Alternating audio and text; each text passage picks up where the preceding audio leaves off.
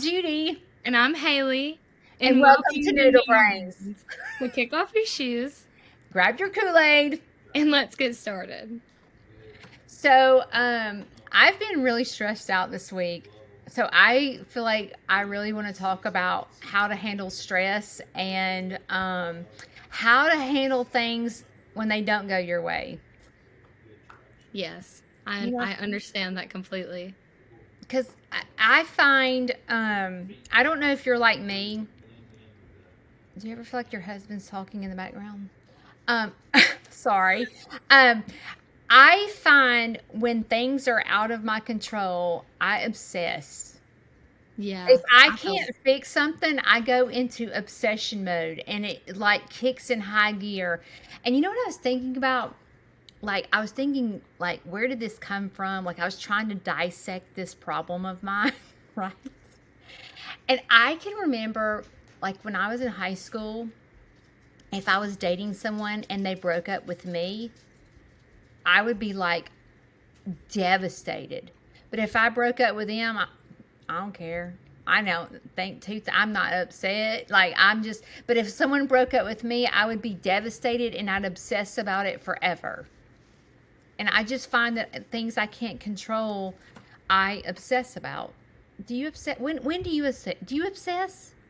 Yeah. But I feel like I've gotten better at not worrying about things that I can't control. Like, I can't control if a red light takes too long. I can't control if there's traffic. I can't control if I don't know, like I can't control if my teacher liked what I wrote. Like, I can't control that. But do you sit and worry about it? I've learned not to, like I used to, but I'm getting really tell me how you did that. Look, you're the young girl. I'm supposed to be giving you advice, and here you are giving me advice. But tell me how you overcome that. So I applied to get accommodations on my ACT because I have diagnosed ADHD, and they got disapproved. So it's like I was a little upset at first, but then it's like, what am I gonna do about it? Like, I can sit here and I can cry and I can just make everyone else miserable around me, or I can just move on to the next thing.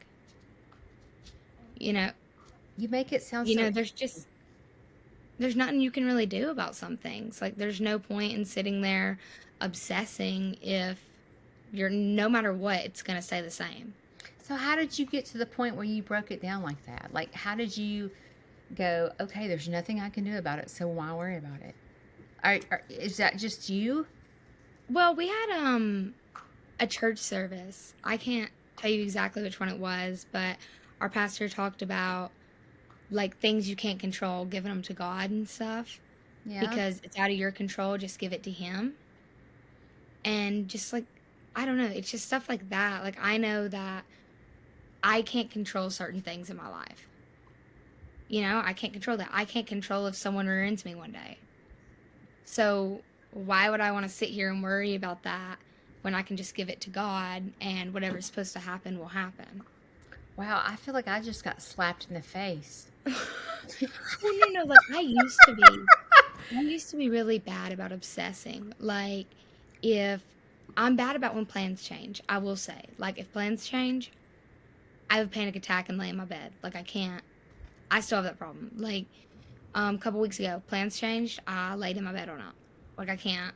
If plans change, I can't do it. What causes you to be like that? To lay in the bed? Like, are you depressed? Yeah, because it's like, I stress so much about planning. I'm a big planner. And I will say, like, my medicine's starting to really kick in and stuff, and I'm doing a lot better. But, like, today I had, like, 7 or 8 things on my planner for school I had to do. Tomorrow I have a list of things I need to do.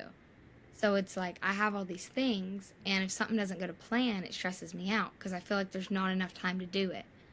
And then if I've gotten my hopes up about something and I'm super excited, and then that comes around and it's not happening anymore, I'm just really upset because I don't go do anything much.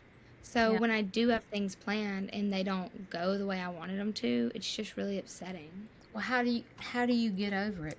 How do you get yourself out of the bed? I mean, does it take overnight? Yeah. So you usually have to sleep it off? Yeah. Yeah, I'm a sleep it off kind of person too. I'll go to bed at like 6 and wake up at like 7 the next day. Yeah, me too. I don't Yeah. know, like I've gotten better at it. Like probably not the plan changing things. Like some of it, like I can deal with it. So like if Andrew says he's gonna used to like if he'd say he was getting me at 6 like p.m. If he got there at 6:10, I was freaking out because I'm like, you said you were gonna be here at 6.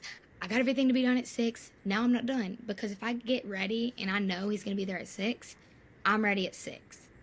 So at 6, I'm ready to go. But if you don't get there for another 15 minutes, now I'm just sitting there pacing around with nothing to do and my anxiety is just going up. You know what I would like to do one day? What? I would like to bring Andrew on here to see how he deals with your anxiety and stuff like that. Because I would like to hear the flip side of it. See, I asked him literally before you joined the call. I was like, sorry if you hear my dog being a little rat in the background. She's trying to get under my bed. Anyways, I was like, you should just join and like talk to us. And he's like, I'm not qualified. And I was like, what do you mean you're not qualified? You're literally dating a mentally insane person. I was like, what do you mean you're not qualified? I was like, you think I'm qualified? Just because I'm crazy doesn't mean I'm qualified to have a podcast. Well, I just would like, like, I think it would be very helpful because I'm sure people listen to us that have this with their spouse or their girlfriend or boyfriend and they don't know how to deal with it.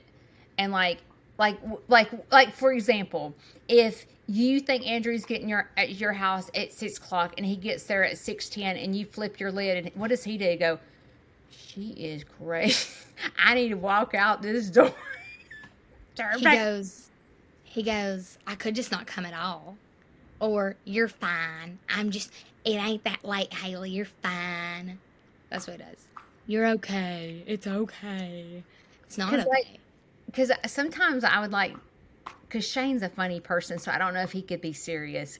But sometimes, like, I want to bring him on here and listen to him talk about me. Like, how does he handle me? I don't think he'd be really nice. I think he would be ugly. Not ugly, but like he would be silly and like because we kind of cut each other down. But you know who helps me the most with my mental illness? Who? Vanson. I love Vanson. I'm in love with Vanson. Like, if there's one person, if somebody was like, you'd be stuck on an island for the rest of your life and you can only listen to like a musical, I'd pick Vanson. Vanson is my son, if you don't know. But when I get ramped up, I have to scoot back. This is what he does to me. And he embarrasses the fool out of me. But my kid goes, and I'm like, oh, I must be talking really loud. I must be talking really loud. Or, oh my gosh, I must be really ramped up. But he just does this right here. And it embarrasses me, but it calms me down. He's like, calm down. He's like, rewind. Mother. But see, if Shane did that to me, I would flip my lid. I would so flip my lid if Shane did that. I'd be like, yeah. But when Vanson does it to me, I guess it embarrasses me that my son notices a flaw in me, and it makes me want to be better. I mean, Andrew just kind of looks at me like I'm an idiot sometimes. He's like, are you serious? Like, really? Like, we were talking, because I'm going over there tomorrow, up to Huntsville, and I was like, I'm going to get there at the butt crack of dawn, because I'm a morning person. And he's like, no, don't do that. You don't need to be here before, like, 8. I don't want to get up. And I was like, yes, I am. And he's like, no, you're not. And I was like, okay, then I'm just not coming. Like, it's either my way or the highway. Haley! I'm just kidding. You ain't good to that man. Well, okay, hold the phone. He went and watched a little Taylor Swift movie with me and complained the whole time. He was like, I don't know the songs. And me and Taylor's little girlfriend were up dancing like the night away. And he's, I don't know the songs. But let me tell you, when one of them songs came on, don't let him fool you. He was over in that corner like, ooh, ooh, ooh. Yeah. I just would like to hear their wouldn't it be funny if Andrew and Shane talked about us? Yeah. Like, would you like to be a fly on the wall to see what they're gonna say? Well, wait, let me tell you what Judy does. No, Judy Shane gets gives Andrew herself. a hard time every time he sees it. But yeah, I've been a little on the struggle bus this week because I've got bad news with my dad, and I found out today that I have to drive to Birmingham every single day for 6 weeks. And I feel stressed out because I'm thinking, how am I supposed to do a farm and cook supper and do my dogs and all this stuff that I have to do? And I have people over here, and like, how am I supposed to do it all? And then I realized that I can't.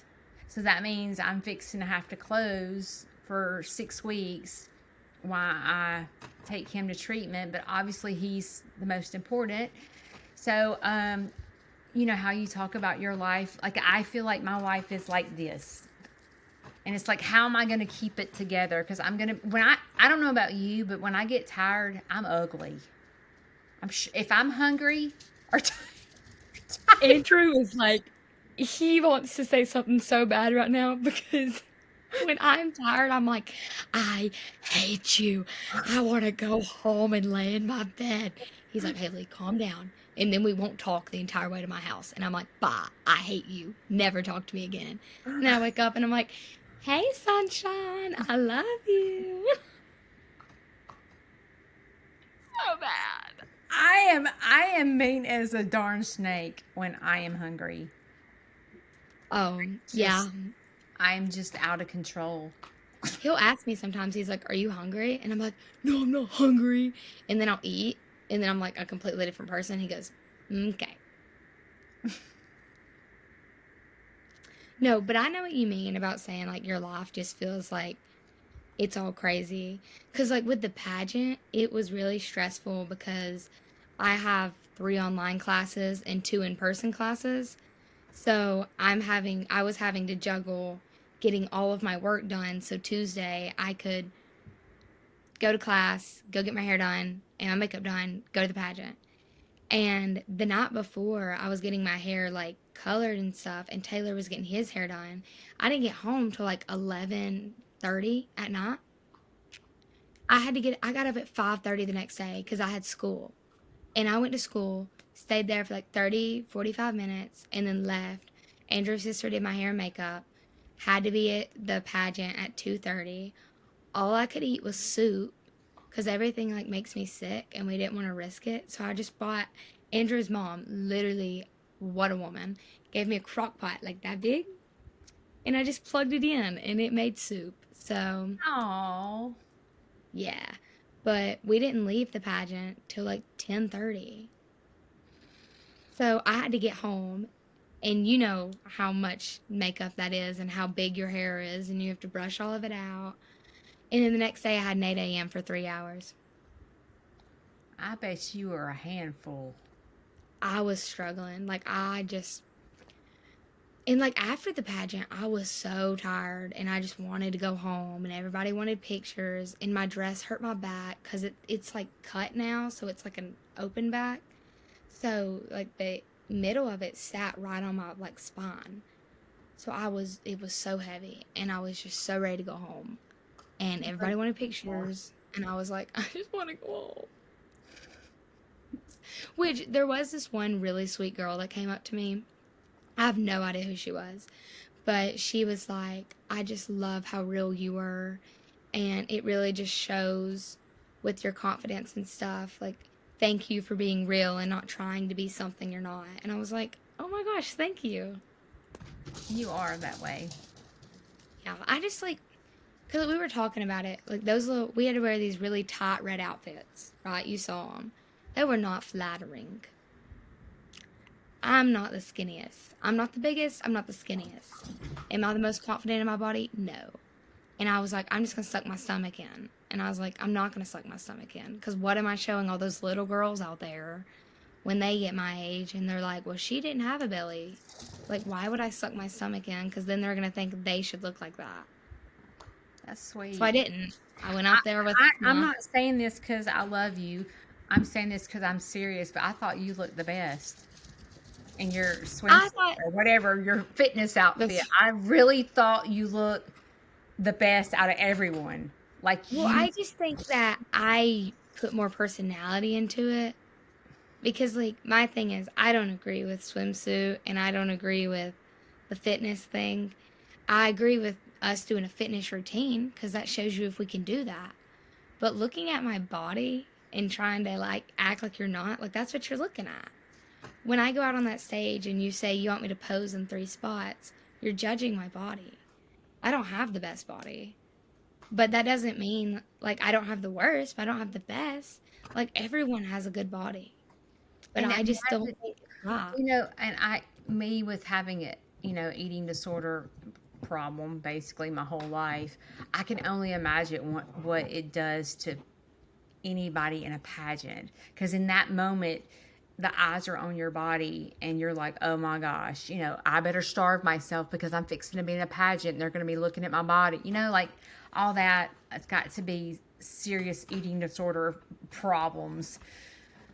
Yeah, it was definitely like difficult because the girl that went in front of me, love her, Sidley, she beautiful, super like fit. She's done competitive cheer like almost like her whole life, I think, and she is like itty bitty. She's got abs, and I was like, girl, why'd they put you in front of me? I was like, who did that? I was like, who did that? But I was just like, I don't know, like I didn't want to hide my body and then show all these girls like you're not supposed to look like this because you are. Most of every girl has like little roll down there, like a little muffin top. Like everybody has that. I have cellulite on my legs, and that's okay. Yeah. Like, do I wish I didn't? Yeah, I wish I didn't. But at the same time, like, that's who I am. Like, I'm not the skinniest girl. And I don't want to put in the effort to be the skinniest girl. Mm-hmm. So, I mean, like, I just don't think you should be judging my body in a pageant. And that's something I'll never get. Because they took away swimsuit and made it fitness to cover it up. Like, that's not. You can't say you're not looking at my body when you're asking me to pose. Like, makes no sense. Right. It's Right. frustrating, but I don't know. It's one of those things, you make it to the top, you can make changes. Right. And that's one of those things I don't really want that to be there. Right. Right. What a So lot yeah, of I don't really know. my issues behind an eating disorder was because I was the cheerleader. I was the dancer. Everyone's looking at you in a uniform because and then I became aerobic instructor, and you're wearing your little aerobic outfit and you're in the center of attention, and like you have this. And I can remember in high school, if we gained weight, we they talked to us, and then like when I was aerobic instructor and we gained weight, they would they would sit us down, and like we couldn't perform or whatever. Like it was a lot of pressure, and all that just really jacked me up mentally. And it's sad that here I am 52 and it still haunts me to this day. Yeah, and that's like one thing I think it's good that people are Can I getting laugh better at you at it. in your pajama pants? Judy, I'm always in my PJ pants. And so am I. You hear what my teacher said to me today? What? In front of everybody, she goes, "Why are you all dressed up?" I said, I said, and I literally was just in like a sweater, a little coat, and jeans. I said, "Are you saying that because I always wear my PJs?" She goes, "Yeah." Love her though. But I was like, "You just called me out in front of the class." I was like, "I have to record something later." And she's like, because I had to record like something for school. And she's like, "Oh, guys, it's not for us." Oh my God. No, but back to what you were saying about feeling like you have to look the part. I think there's there's good and bad coming from body positivity now. And a lot of people might not agree with this, but it's not healthy for you to be 90 pounds. But it's also not healthy for you to be 400 pounds. At my height, it would not be healthy for me to be 200 pounds. It wouldn't. Like, I'm considered overweight. I'm like 135 pounds, and I'm considered overweight for my height. Yeah. So, but when I was 115 pounds at this height, I was barely putting food in my body. I was tired all the time, and I always felt bad. So, I mean, I think it's good to encourage people to love themselves, but you do need to know God gave you your body, and you're supposed to treat it like a temple. Right. You don't need to be like super obese to the point that you can't do things. Yeah. But you also don't need to be so skinny and like so malnourished that your body is just begging you to give it food and nutrition. Well, sometimes, what's it called? Metamorphia? No. What's that word? Body dysmorphia? Yes, that's it. Body dysmorphia. What did I say? Metamorphia? What did I say? I don't know. You were thinking of a butterfly, I guess. Like, But, that will mess you up. yeah, like one day I'll think that I'm just like so beautiful, so skinny, and then the next day I'm like, where did that go? I'm like, this girl be looking a little chunky. Mm-hmm. And girls are bad about that. Yeah, because it's hard. And then, like, I feel like it also is based on, like, what you went through that day. Because if I'm hanging around all these, like, itty bitty girls, I'm like, I don't look like that. Mine But is, mine's so messed up. Like, I can eat something and then I feel like I'm so fat. Like, I'm just obese. But then, like, when I wake up in the mornings, I feel so slim. You know what I mean? Like, my stomach's flat. I'm that like, oh, morning skinny, yeah. And I'm like, this is so fake because this is not really how it is. The second I put a bowl of cereal down my throat, it's going to go, you yeah, know? and you're just going to feel awful. And, like, I'll say one thing every time I eat, I bloat. Like, no matter what I eat, I bloat so I do bad. too. And I think it's just because, like, America and, like, our food is awful. Yeah. Like all the things and preservatives and all the bad things in our food is just not good for you. So I think that's why I blow. But I know what you mean. Like you look in the Do you think mirror in the guys mornings. suffer? Like, if a guy was listening to us right now, do you think he could relate? I mean, maybe. I just don't really know if guys like. I don't know. I don't talk to a bunch of men. I'm scared of men. Andrew is like the only male I talk to besides my brother and my dad. Why is that? Because I'm scared of men. I don't really like them. Why? Because they're scary. Well, I mean, what's scary? Teenage boys like caused my depression. Why would I want to talk to them? They scare me. They're mean. They're very opinionated. Yeah. They're just, Well, how and did I'm you with like, Andrew? How was you not scared of Andrew? because Andrew's so like dainty and sweet. He's so sweet. Like he's the He is sweetest person I've ever met. Which like get to know him though when he can be mean. He busted in our conversation. No, like he's just like he's such a sweet person. But he can be mean. Like he can be mean. He like throws his little jokes at me. Let's see if what Shane says. Hang on. Never mind. Oh, Shane. He's taking his medicine. Papa's taking his medicine before he goes to bed. Papa's got to take his sleeping pills. Yep. I put up with around here. You gotta take something. Okay, I have a in heat question for you. In heat. Who's in heat? That's not what I meant. Oh. That is not what I meant. Just checking. That might not be a question for me. Okay, This is why he can't be on the podcast. Okay, listen.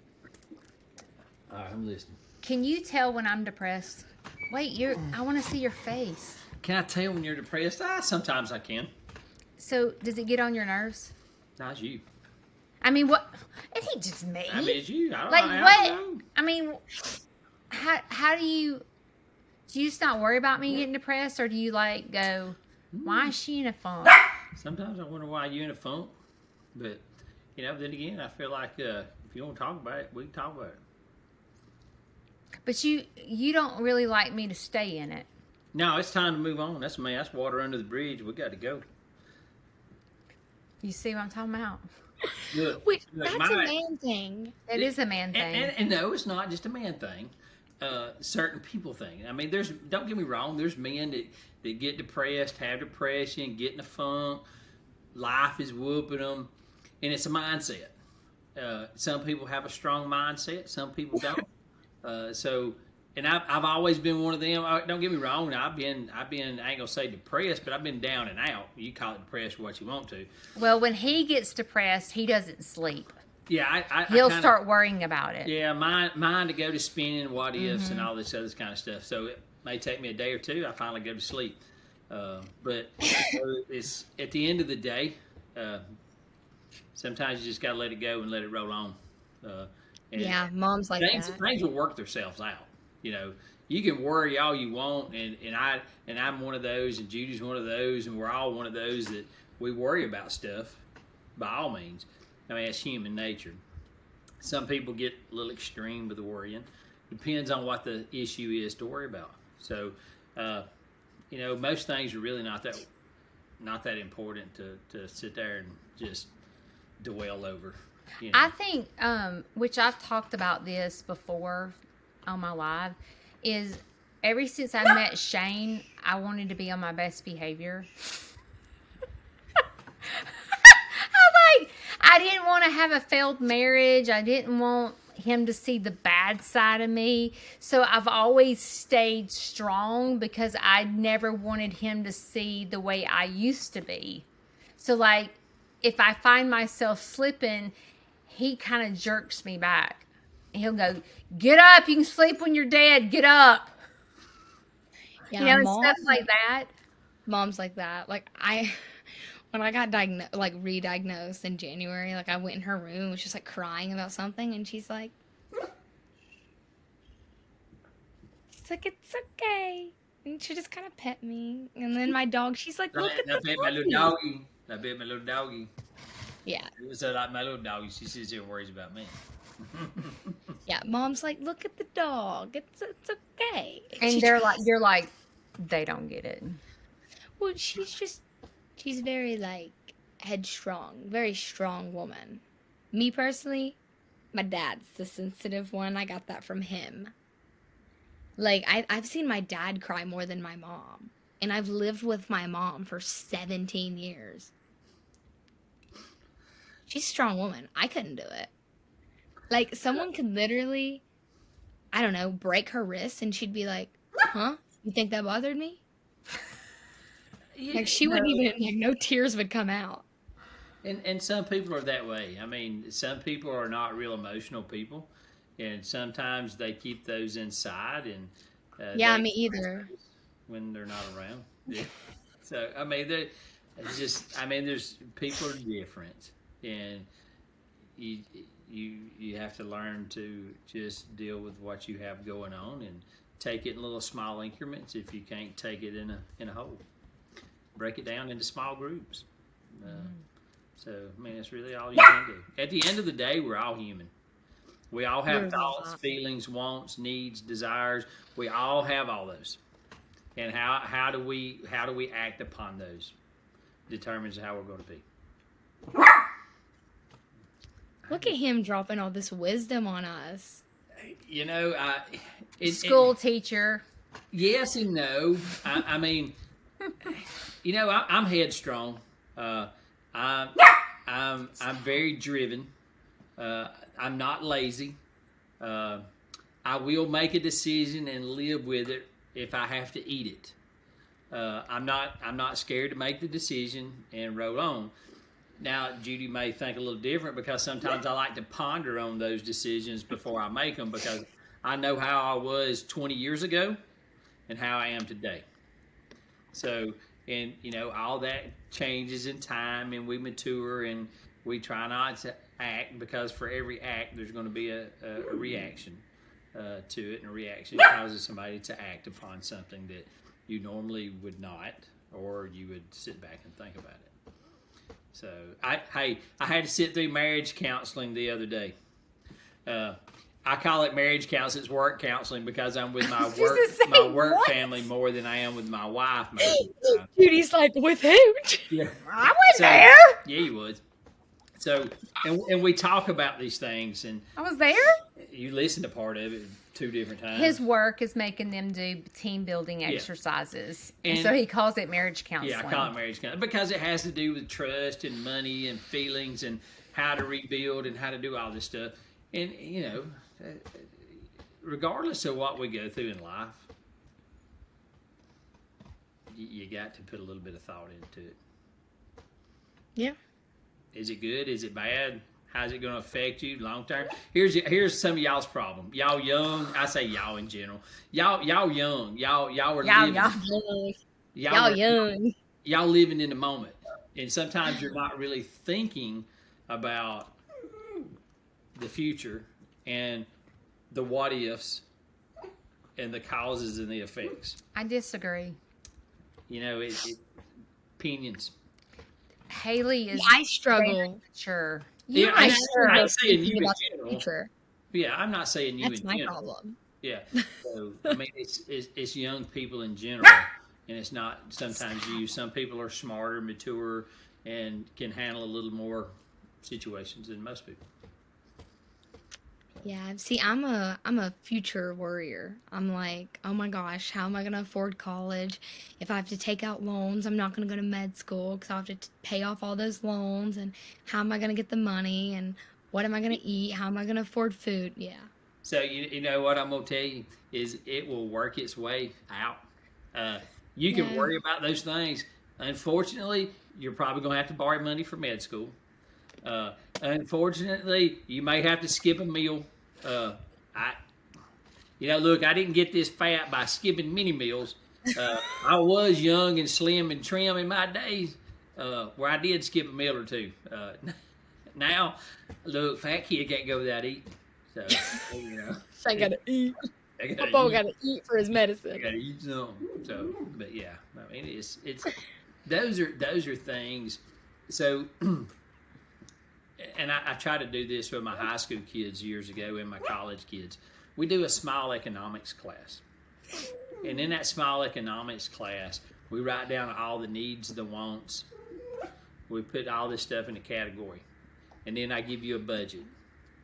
Your budget is typically off of what you can make right now. And then we build off of that. How can we move forward? How do we build credit? How do we get all this stuff established and get going? Because at the end of the day, talking about school, talking about whatever, if you don't have credit, you don't have nothing. You're right. I'm good with money, though. I will say, I'm very good with money. I don't really buy anything. My daughter was. My son wasn't. My daughter could save every dime that she made. My son was going to blow every dime plus yours. Yeah, see, I just spend money on gas. Who don't? That's about it. That's it. Just gas. Yeah. You gotta have priorities and put those priorities in perspective. And, hey, the good thing about you is if you're looking forward, you'll succeed. For those that are not looking forward, you're going to struggle. Yeah. So if you're looking forward and you know what you need to do and how you need to do it and why you need to do it, and make a plan. Have a plan, have a goal. You got plan A, you got plan B, and you got C. I hate to tell y'all, most of y'all, A typically does not work out. And then we had to go into plan B and C. Very few plan A's work out. So you just have to. I feel like our conversation has been a little all over the map of the past. Hey, there's a I lot. feel like that's every conversation we have on this. I hope that people that listen can follow what we're even talking about today. We've been all over the map. So what do we start the conversation out with? So y'all don't even know what you started out with. Both y'all got this stress. Stress. Okay, so we stress. What causes stress? You. Everything in the world. Yeah, Andrew. Yeah. So, guess what? Welcome to life. How are you going to get away from stress? There's a difference in chemical imbalance and then chemical not imbalance. So I'm gonna take my pills and hope for the best.